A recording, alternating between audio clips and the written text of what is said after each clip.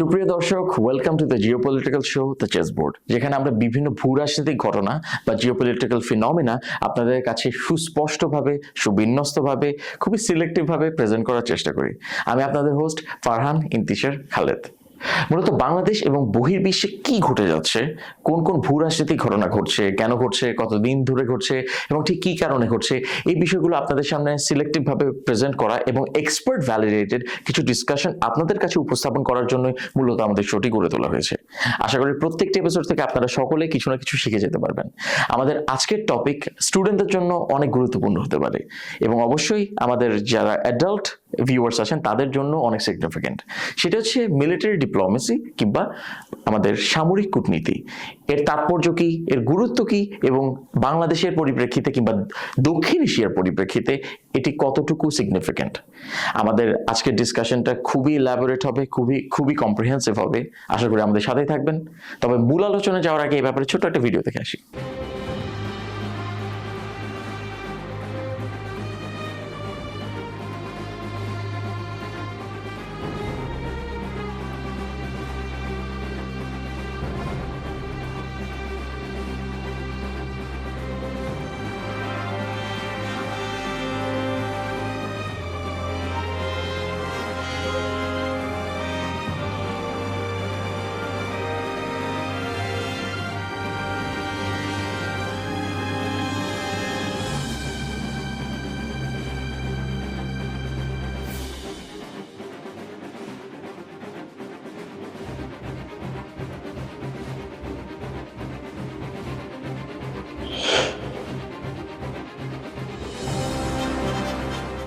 সুপ্রিয় দর্শক, চেস বোর্ডে আপনাদের সকলকে স্বাগতম এবং আমাদের সাথে থাকার জন্য আপনাদের অসংখ্য ধন্যবাদ। আমার সাথে স্টুডিওতে উপস্থিত আছেন লেফটেন্যান্ট জেনারেল সাব্বির আহমেদ। তিনি একজন অবসরপ্রাপ্ত সামরিক কর্মকর্তা। স্যার, আপনাকে অসংখ্য ধন্যবাদ আমাদের স্টুডিওতে আসার জন্য। আপনি কেমন আছেন? ভালো। তুমি ভালো আছো? আলহামদুলিল্লাহ sir, thank you for asking. Sir, আজকে খুবই ইম্পর্টেন্ট একটা ডিসকাশন আগাতে যাচ্ছি, সামরিক কূটনীতি কিংবা মিলিটারি ডিপ্লোমেসি। এবং আমার কাছে মনে হচ্ছে you are the right person to ask such questions. তো আমি যদি আপনাকে জিজ্ঞেস করি, তার আগে একটা প্রিটেক্সট দিয়ে দিই আপনাকে। আমি যখন অনার্স করছিলাম ইন্টারন্যাশনাল রিলেশনসে, তো আমাদেরকে মিলিটারি ডিপ্লোমেসি কিংবা সামরিক কূটনীতির ব্যাপারটা আপনার ভাষাভাবে আমরা স্টুডেন্টরা ইউজ করতাম, কিন্তু দেখা যেত আমাদেরকে তখনও হয়তো সেই পরিমাণ ডেফিনেটিভ কিছু অ্যান্সার্স পর্যন্ত আমরা যেতে পারিনি, কিন্তু আমরা শুনে থাকতাম যে মিলিটারি ডিপ্লোমেসির কথাটা। তো যখন বাইরের কেউ জিজ্ঞেস করতো যে মিলিটারি ডিপ্লোমেসি বলতে তুমি কি বুঝো, তখন শুধুমাত্র বাংলায় বলে দিতাম সামরিক কূটনীতি। কিন্তু আমার কিন্তু তখন কোনো আন্ডারস্ট্যান্ডিং ছিল না, আই ওয়াজ ভেরি ইয়াং। তো যারা ইয়াং স্টুডেন্টস আছে এবং আমাদের সাধারণ জনতা যারা রয়েছে তাদের কাছেও হয়তো এমনই কোয়েশ্চেন থেকে থাকতে পারে। তো স্যার, সামরিক কূটনীতি বলতে আসলে কি বোঝায়? আসলে সামরিক কূটনীতির বাইরের কোনো অংশ না। জি জি, অবশ্যই স্যার। বেসিক্যালি এটা হলো diplomacy. Diplomacy is the domain of the governments foreign office. তাদের ওই সংস্থাতে নিয়োজিত ব্যক্তিবর্গরাই এগুলো নিয়ে ডিল করে থাকে। কিন্তু over the period of time subject oriented এবং আদার মিনস অফ নেগোসিয়েশন এগুলি কার্যকরী হওয়া শুরু করেছে। আচ্ছা। আর মিলিটারি বিং অ্যান অর্গানাইজেশন, এটার ব্যাপ্তি এবার কর্মপরিধি এত বিস্তর হয়ে গেছে যে এটার অনেকটা স্কোপ আছে, যেটাতে করে একটা দেশের অন্য একটা দেশের মিলিটারি বা অন্য একটা দেশের যে কোনো ইস্যু ভিত্তিক ব্যাপারগুলিতে তারা ইনভলভ হতে পারে। জি স্যার। আর ডিপ্লোমেসি তো হলো যে আমার ন্যাশনাল ইন্টারেস্টটাকে আমি নেগোসিয়েশন এবং অন্য আদার মিনস দ্বারা অ্যাচিভ করবো। জি স্যার। মিলিটারি ডিপ্লোমেসি তো কিছু পার্ট আছে যেগুলি মিলিটারি ব্যক্তিবর্গ যারা বিভিন্ন অর্গানাইজেশন আছে তারা এগুলি অ্যাপ্লাই করতে পারে এবং ন্যাশনাল ইস্যুসগুলি অথবা ন্যাশনাল ইন্টারেস্টগুলি অথবা ন্যাশনাল কনসার্নগুলি অ্যাচিভ করতে পারে। আচ্ছা, থ্যাংক ইউ সো মাচ। আমি আরেকটু বলুন, এখানে হলো যে মিলিটারি যে ব্যক্তিবর্গরা রিলেটেড থাকে, এটা কিন্তু একটা এখনো কিন্তু এটা হচ্ছে, দেখো প্রত্যেক এমবাসিতে জি, জি। There is a DS and military Yes, advisers. sir. Yes, sir. তারা তো তাদের একটা ডোমেইন আছে, তারা একটা নির্ধারিত গণ্ডির মধ্যে কাজ করে, Yes, sir. সেখানে তো তাদেরকে এই ধরনের কর্মকাণ্ডে সচরাচরই লিপ্ত হতে হয়। Yes, sir. যেটাকে ক্লাসিক্যাল ডিপ্লোমেসি যেগুলো বলো সেটা তাদেরকেও করতে হয়, Yes, sir. which fulfills the national requirement, Yes, which sir. fulfills the national interest, Yes, sir. and which fulfills the country's bilateral or multilateral relations. আচ্ছা sir, thank you so much sir. এটা আসলে একটা appropriate answer ছিল from an expert like you. Sir, আমি যদি জিজ্ঞেস করি why is military diplomacy so significant, এবং এটার যে প্রসেসটা আছে এটা সম্পর্কে যদি আমাদের বলতেন, যে যখন একটি দেশ এক বা একাধিক দেশের সাথে মিলিটারি ডিপ্লোমেসির দিকে আগায় লাইক ফর্মাল ডিপ্লোমেসি, তো সেক্ষেত্রে আমরা কি প্রসেস ফলো করতে দেখি? এটা তো ধরো প্রত্যেকটা দেশের, আমি তোমাকে একটু আগেই বললাম যে প্রত্যেকটা দেশে আমাদের মিলিটারি অ্যাডভাইজার আছে এবং ডিফেন্স অ্যাডভাইজার আছে। Yes, sir. এবং অন্যান্য দেশেরও, ধরো বাংলাদেশের ভিতরে পৃথিবীর অন্যান্য 40-50টা দেশের ডিএস এন্ড মিলিটারি অ্যাডভাইজার্স আছে, Yes. এবং তাদের প্রত্যেকেরই একটা করে গোল আছে যে তারা এখানে যে মিলিটারি পার্সোনাল এখানে মিলিটারি অর্গানাইজেশনের সাথে তাদের সাথে কি ধরনের সম্পর্ক সৃষ্টি করবে, জি। তো সেগুলি তারা অ্যার্টিকুলেট করে। যেমন ধরো আমি যদি স্পেসিফিক এক্সাম্পল দিই, জি। ধরো একটা দেশের সাথে একটা দেশের জয়েন্ট এক্সারসাইজেস, ইয়েস, ইয়েস। তারপরে একটা দেশের সাথে একটা দেশের সাথে military staff level discussions, Yes. তারপরে জয়েন্ট ট্রেনিং, তারপরে জয়েন্ট এক্সারসাইজেস, Yes. তারপরে United Nations peace keeping, Yes. তারপরে subject matter expert discussions. Yes, sir. তো এগুলিতে তো মত বিনিময় হয়। Yes.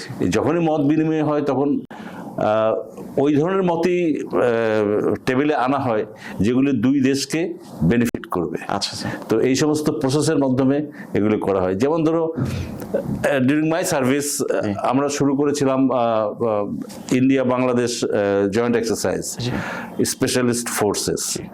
তো আমরা ওদের দেশে গিয়েছিলাম, তো ওইখানে আমরা ট্রেনিং করছি প্রায় 10 দিন। তো এইটাতে কি হয়েছে, এটাতে আমরা একে অপরকে জেনেছি, তারা কি ধরনের ইকুইপমেন্ট ইউজ করে, আমরা কি ধরনের ইকুইপমেন্ট করি তারা ইউজ করি, আমরা কিভাবে জাম্প, এটা basically commando oriented and adventure training হিসেবেই ছিল। ধরো এখানে জাম্প করলে পরে তারা কি ধরনের ইকুইপমেন্ট ইউজ করে, আমরা কি ধরনের ইকুইপমেন্ট ইউজ করি, এবং এইটার মধ্যে কি কম্প্যাটিবিলিটি আছে ইন কেস অফ ক্রাইসিস। যখন আমরা আবার জয়েন্ট কোনো অপারেশন করতে যাব, it's not necessarily with India, it could be any country, it can be Sri Lanka, it can be Bhutan. যখন আমরা জয়েন্টলি কোনো একটা হিউম্যানিটেরিয়ান কাজও করব, তখন একে অপরের প্রতি যে জানাশোনা, একে অপরের ইকুইপমেন্ট সম্বন্ধে আইডিয়া, একে অপরের চিন্তাধারা সম্বন্ধে যে জ্ঞান, এগুলি আমরা জয়েন্ট এক্সারসাইজের মাধ্যমে পেতে পারি। তো these are the part of the diplomatic effort, আচ্ছা, যাতে করে আমি আলটিমেটলি কি অ্যাচিভ করলাম, আমার ক্যাপাসিটি বিল্ড করলাম, আমার অর্গানাইজেশনের সক্ষমতা বৃদ্ধি হলো, আমার নো হাউ বৃদ্ধি পেলো, আমি আরেক ধরনের ইকুইপমেন্টের সাথে পরিচিত হলাম। So it has got multi dimensional benefits যখন এই ধরনের অ্যাক্টিভিটির সাথে ইনভলভ করা হয়। স্যার, এখানে শুধু আমরা ন্যাশনাল ইন্টারেস্ট কিংবা আমাদের যে মিলিটারি কিংবা সিকিউরিটি ইন্টারেস্ট আছে সেটাই না, পাশাপাশি আমাদের মিলিটারি নলেজটাও কিন্তু ইনক্রিজড হচ্ছে। আমরা ইন্টারঅপারেবিলিটির সম্পর্কে জানতে পারছি, আমরা পাশের দেশ কি নিয়ে কোন ইকুইপমেন্টগুলো ইউজ করছে সেগুলো সম্পর্কে আমরা জানতে পারছি। তো আমাদের যারা স্টুডেন্টসরা আছে ইন্টারন্যাশনাল রিলেশনস এবং পলিটিক্যাল সায়েন্সের, I urge you to pay attention. তো স্যার, আমি আপনাকে যদি জিজ্ঞেস করি কনফিডেন্স বিল্ডিং মেজার্স, আমি যখন মিলিটারি ডিপ্লোমেসি নিয়ে পড়াশোনা করছিলাম তখন এই আপনার সিবিএমস এগুলো সম্পর্কে আমরা পড়া শুরু করি। তো আপনি যদি একটু আমাদেরকে সহজ ভাষায় বুঝিয়ে বলতেন যে এই কনফিডেন্স বিল্ডিং মেজার্স বলতে কি বোঝায় এবং এর গুরুত্ব মিলিটারি ডিপ্লোমেসির অ্যাসপেক্ট হিসেবে কতটুকু? কনফিডেন্স থেকে নর্মালি ওয়াইডলি প্রচলিত সিবিএম হিসেবে সবাই সিবিএম বলে, confidence building measures. Confidence building হলো যে আমি অন্য একটা দেশ বা অন্য একটা সংস্থা বা অন্য একটা অর্গানাইজেশনের সাথে এমনভাবে কানেক্টেড থাকবো যাতে করে I don't need to have any fear যে সে আমার উপর এনক্রোচমেন্ট করবে, I don't need to have any distrust যে সে আমার থেকে এই ধরনের জিনিসপত্র তার অ্যাডভান্টেজে ব্যবহার করবে। তো এই জিনিসগুলি যাতে না হয় তখনই একজনের প্রতি আরেকজনের কনফিডেন্স সৃষ্টি হবে। কনফিডেন্স বিল্ডিং মেজার্স মধ্যে what I am developing is the trust. এই ট্রাস্ট বিল্ডিং মেজারটা আমি এখানে তৈরি করছি। তো এখন কনফিডেন্স বিল্ডিং মেজার অনেকগুলি পথ আছে, তবে তুমি যে কনফিডেন্স বিল্ডিং মেজার্স, এটা আমি তোমাকে একটু আগে একটু এলাবোরেট করেছি যে এটা হলো একজন আরেকজনের উপরে ডিস্ট্রাস্ট বা একজন আরেকজনের উপরে কোনো ফিয়ার না থাকে, এবং তারা একত্রীভূত হয়ে যেন যে কোনো কাজ করতে পারে। এটা রাষ্ট্র হতে পারে, অর্গানাইজেশন হতে পারে, ইনস্টিটিউশন হতে পারে, যে কোনো ব্যাপারে হতে পারে। এটা অনেকভাবেই সৃষ্টি করা যায়। এটা পিপল টু পিপল কন্ট্যাক্টে তৈরি করা যায়। এটা দুজনের মধ্যে, দুইটা দেশের মধ্যে বা দুইটা অর্গানাইজেশনের মধ্যে বিভিন্ন চুক্তির মাধ্যমে করা যেতে পারে। তারপর দুইজনের মধ্যে যে রিস্কগুলি আছে সেই রিস্কগুলি রিডাকশন করে করা যেতে পারে, এবং কোনো একটা কন্ট্রোল সেন্টার তৈরি করে দুইটা এন্টিটির সাথে যদি কনফিডেন্স কম থাকে বা ট্রাস্ট কম থাকে, সেই দুইটা দেশ বা সেই দুইটা সংস্থা একত্রীভূত হয়ে যদি একটা ক্রাইসিস কন্ট্রোল সেন্টার করে, সেই crisis control centre can monitor what are the event that happening in this two institutions or two entities. তখন এগুলোকে অ্যাড্রেস করলে পরে, তখন অ্যাড্রেস করার পরে যখন এই সমস্যাগুলো দূরীভূত করা হয়, তখন আবার সিচুয়েশন নর্মাল হবে। Thereby also you can develop the confidence among each other. আমি তোকে এক্সাম্পল দিই, ইউনাইটেড নেশনস মিশনগুলি যেগুলি হয়, যেমন ধরো আমি ইথিওপিয়াতে ছিলাম, so that was a mission call UNMEE, Ethiopia এবং ইরিত্রিয়া। এখন দুজনের মধ্যে কোনো কনফিডেন্স তো ছিল না, দুজনের মধ্যে কোনো ট্রাস্ট ছিল না দুইটা দেশের মধ্যে, এবং they were involved in fighting, war fighting.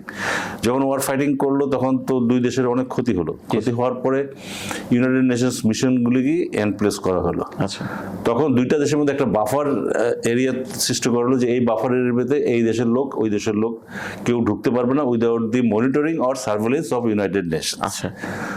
দেয়ারবাই একটা কনফিডেন্স সৃষ্টি করা, একটা কনফিডেন্স বিল্ডিং মেজার্স তৈরি করা হলো, যে দুই দেশের মধ্যে যেন আর কোনো স্কারমিশেস এসকালেট না করে, এবং দুই দেশ এই পর্যন্ত এগ্রি করলো যাতে করে একে অপরের প্রতি আর হিংসাত্মক কোনো কার্যক্রম পরিচালনা না করে, এবং দুইজনের প্রতি যে ফেয়ার ছিল, যে ডিস্ট্রাস্ট ছিল, সেগুলো আস্তে আস্তে ডিমিনিশ হতে থাকলো।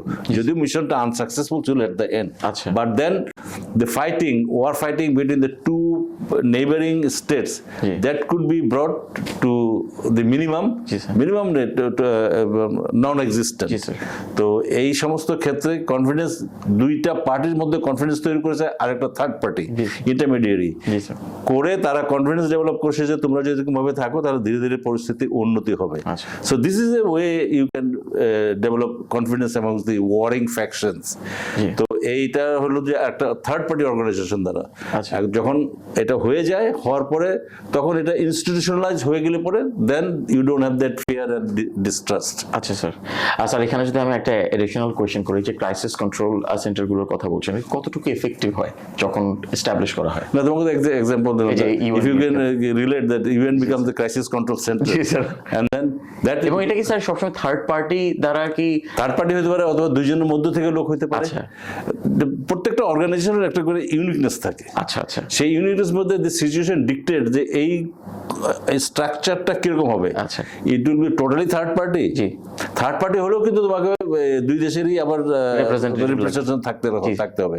আর সোললি যদি নিজেদের মধ্যে হয়, তখন আবার যদি এমন থাকে যে দুজনের মধ্যে situation has gone to that extent, যেমন ক্রাইসিস কন্ট্রোল হিসাবে, say for example in a layman, if you take the case of the Pakistan India, এখানে ক্রাইসিস কন্ট্রোল সেন্টার তো কোনো কাজ করতেছে না।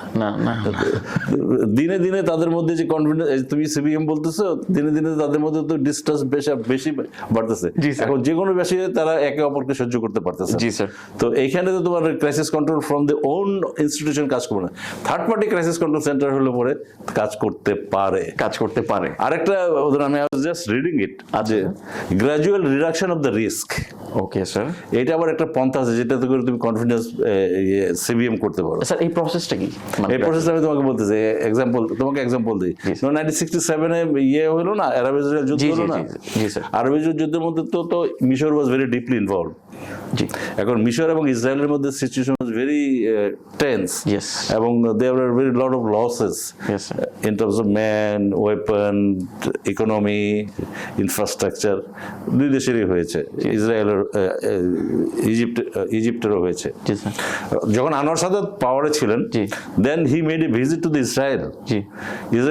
এই যে তার ভিজিটটা ওই দেশের মধ্যে, এটা কিন্তু ইজ এ ইন্ডিকেশন দ্যাট আমি চাই যে এই লেভেল অফ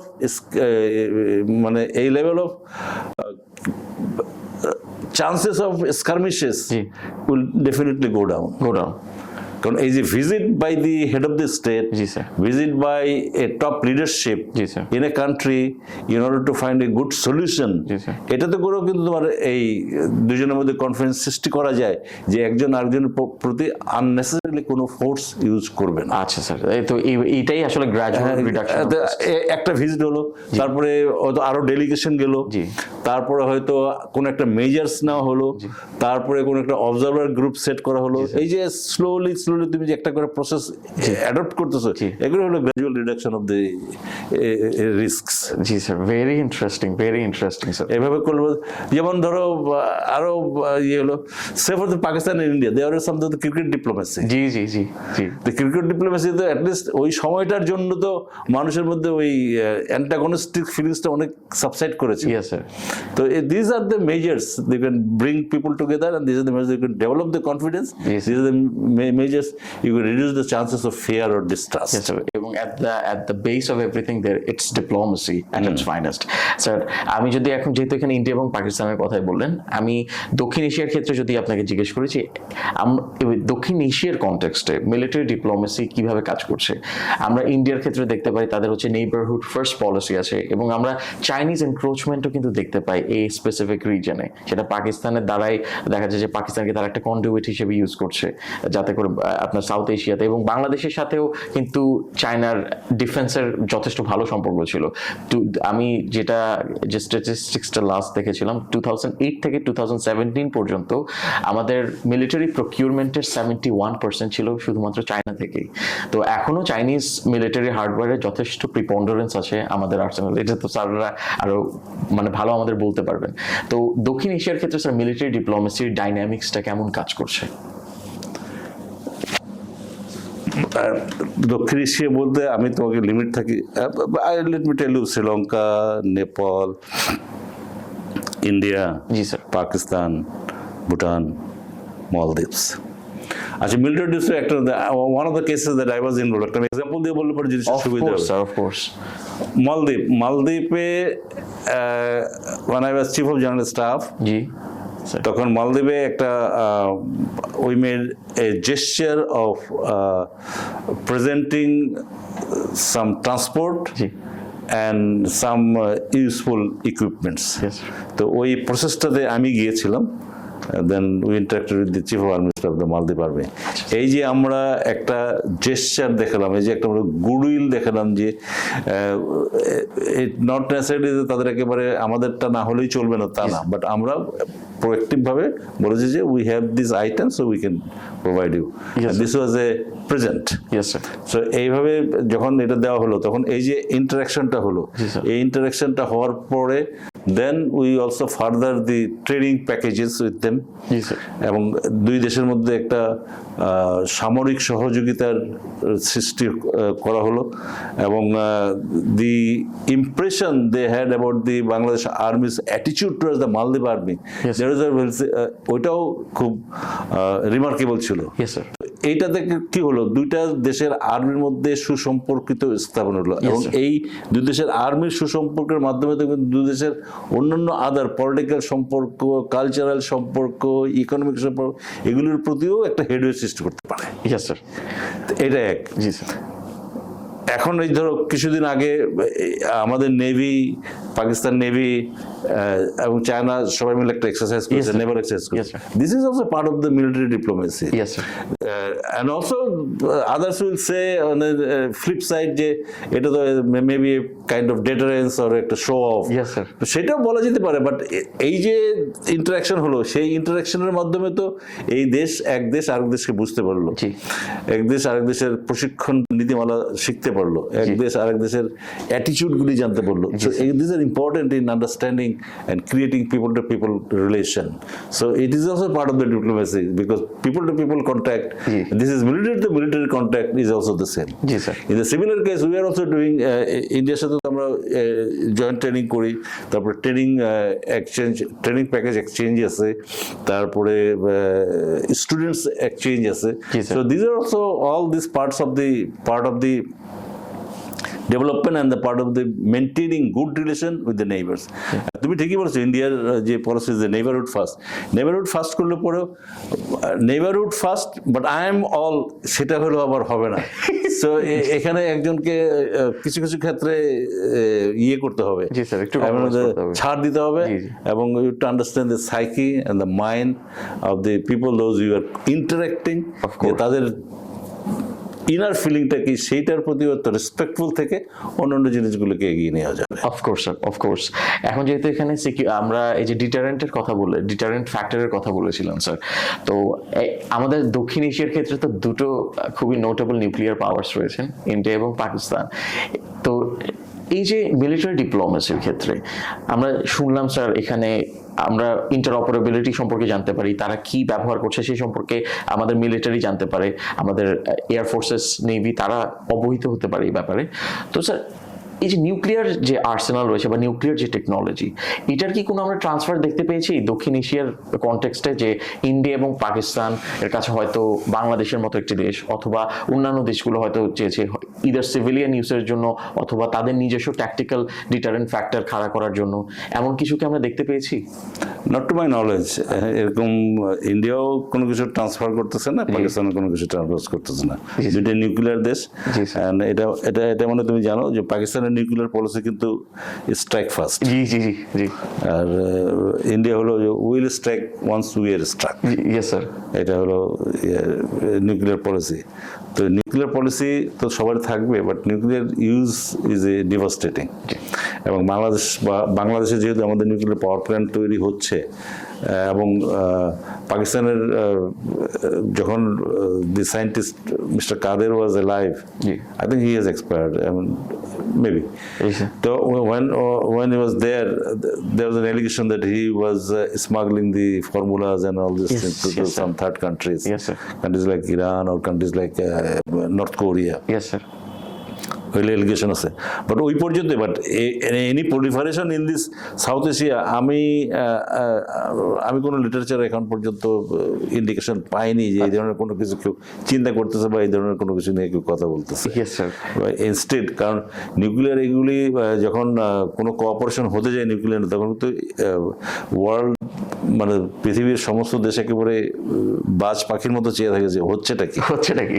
তো ওটা যতক্ষণ পর্যন্ত শিওর না হবে যে it is totally for the peaceful reason, G sir, তার আগে এগুলি ট্রান্সফার, নিউক্লিয়ার ইজ অলওয়েজ মানে একটা ভীতিকর ব্যাপার আর কি, সবসময় একটা ওয়েলকামিং ইভেন্ট না।